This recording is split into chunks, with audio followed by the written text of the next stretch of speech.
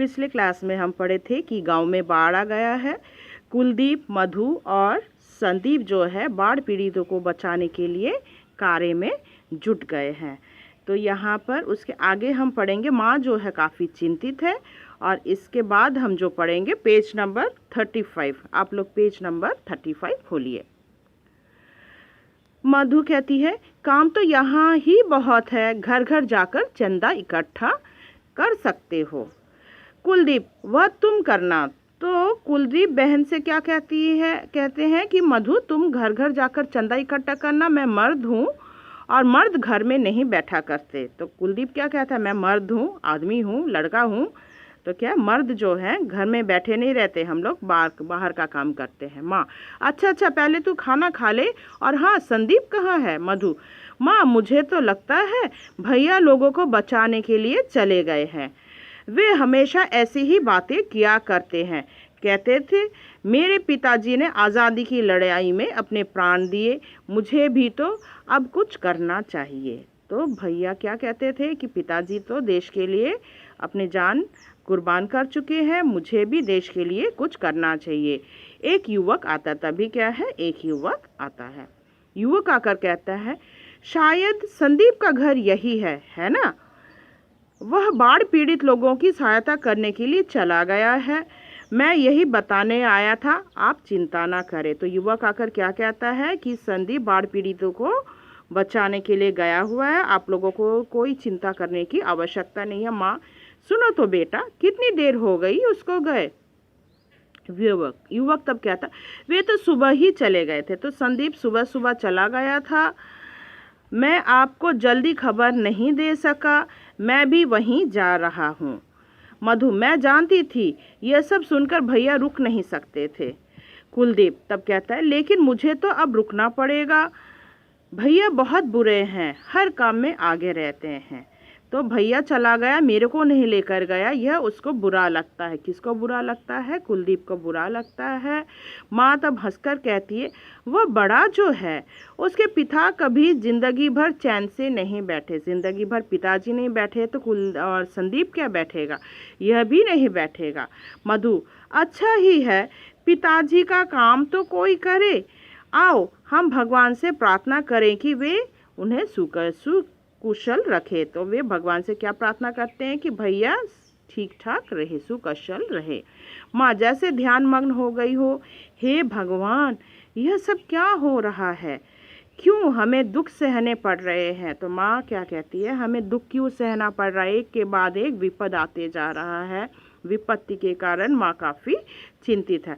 कितना बलिदान चाहते हैं पिताजी जो हैं, बच्चों के पिताजी ने अपना जान बलिदान कर दिया, अब मेरा बेटा भी निकल गया। हे प्रभु, तू मेरे बच्चे की रक्षा कर, वह खूब सेवा करे परंतु सुकुशल घर लौट आए।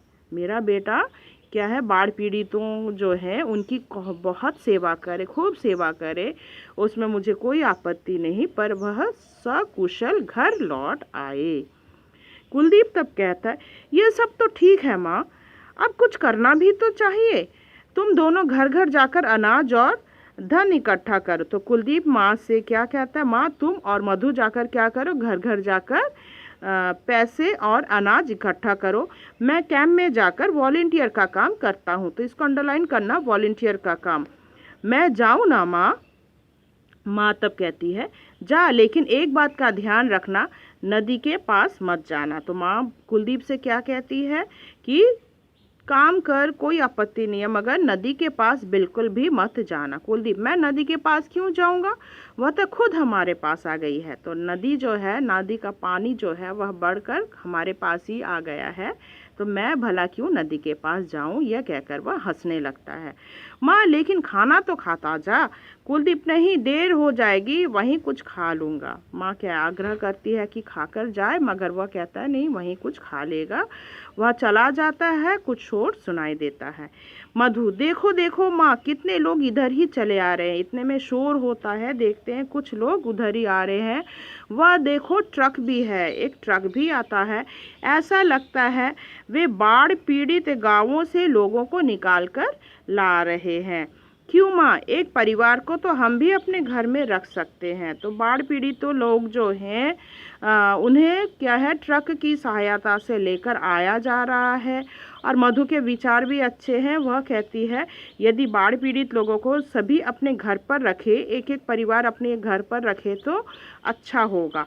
माँ, क्या ही अच्छा हो, यदि सभी ऐसा करे तो बहुत ही अच्छा हो। फिर तो बहुत सी समस्याएं यूं ही ख़त्म हो जाएंगी। मुझे खुशी है कि मेरे दोनों बेटे सेवा कार्य में लग गए, भगवान उनकी रक्षा करे।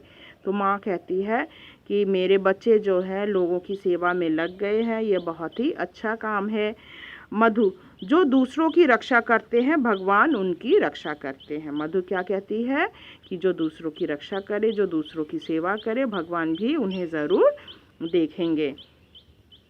एक गाड़ी वहाँ आकर रुकती है, एक युवती पास आती है। तभी एक गाड़ी आकर रुकती है और उसमें से एक युवती उतरती है। युवती आकर कहती है, पूछती है, क्या संदीप जी का मकान यही है? तब मधु कहती है, जी हाँ। पृष्ठ संख्या 36 खोली, 36 खोलिए। माँ, एकदम, क्या बात है बेटी, संदीप कहाँ है, कैसा है? माँ चिंतित हो जाती है कि भला संदीप कैसा है, क्या बात है। तब युवती कहती है, आप शायद उनकी माँ हैं, चिंता ना कीजिए, कोई विशेष बात नहीं है। मधु, लेकिन आप हैं कौन? युवती तब कहती है, मैं सेवा दल की सदस्य हूँ। तो युवती कौन थी? एक सेवा दल से आई हुई एक सदस्य है। बाहर मेरे और भी साथी खड़े हैं।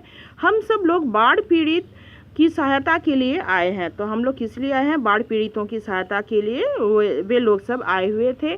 संदीप जी ने वहाँ बहुत काम किया। तो संदीप ने भी बहुत काम किया, प्राणों की चिंता किए बिना सैकड़ों लोगों को बचाया। तो उसने अपनी जान की चिंता नहीं की, वह बाढ़ पीड़ितों को बचाते रहा। उनका साहस देखकर सभी लोग दंग रह गए। उन्होंने जरा भी आराम नहीं किया। तो वे बिल्कुल भी आराम नहीं कर रहे थे। उसके साहस को देखकर सभी लोग आश्चर्यचकित हो रहे थे, वह जिस प्रकार से काम कर रहा था। पर लेकिन क्या हुआ, अचानक दोनों एक साथ, अचानक क्या हुआ, घबरा गया। अचानक क्या हुआ, बोलती क्यों नहीं, जल्दी बताओ क्या हुआ। तब युवती कहती है, आप घबराइए नहीं, घबराने की कोई बात नहीं है। लोगों को बचाते बचाते उनकी नाव उलट गई। तो लोगों को वह बचा रहा था और तभी क्या होता है, संदीप की जो नाव थी वह उलट गई। परंतु उन्हें तो तैरना आता था, संदीप को तैरना आता था। उन्होंने वहाँ भी लोगों की मदद की, वह तैरते हुए ही लोगों को क्या कर रहा था, बचा रहा था।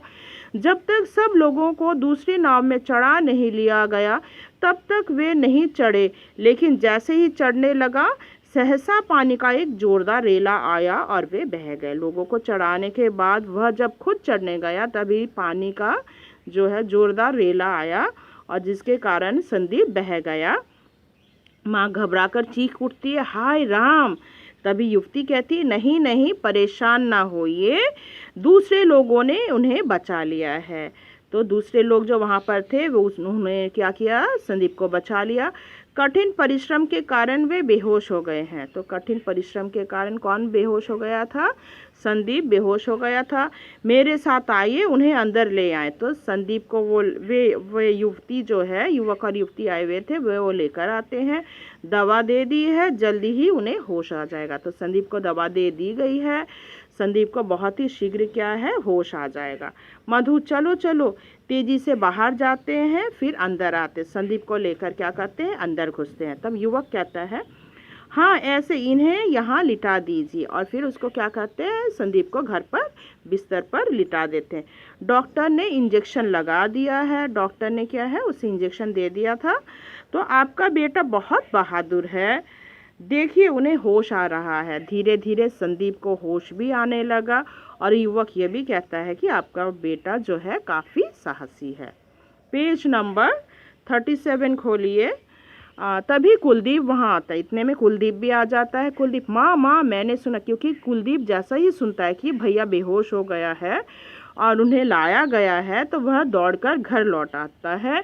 अरे ये तो भैया हैं, इन्हें क्या हुआ? मधु, बाढ़ पीड़ितों को बचाते बचाते ये नदी में गिर गए थे। तो क्या है, मधु क्या कहती है, बाढ़ पीड़ितों को बचाते हुए संदीप जो है नदी में गिर गए थे। लो, इन्होंने आंखें खोल दी। इतने में संदीप ने भी आंखें खोल दी, मतलब उन्हें भी होश आ गया। संदीप बहुत धीमे स्वर में, मैं कहाँ हूँ? संदीप को होश आया और पूछता है, मैं कहाँ हूँ? युवक, तुम अपने घर में हो।